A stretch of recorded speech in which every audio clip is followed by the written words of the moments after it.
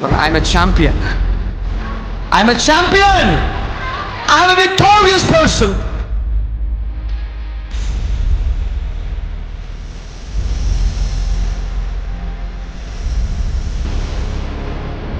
నేను జయించువాడను.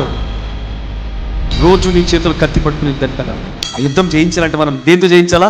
ఆత్మ ఖడ్గం. ఎఫెసీయులకు రాసిన పత్రిక 6వ అధ్యాయం. ఆత్మ ఖడ్గం. నువ్వు పాపను జయించవచ్చు, ఆ శ్రమను జయించవచ్చు, శోధన జయించవచ్చు. What not?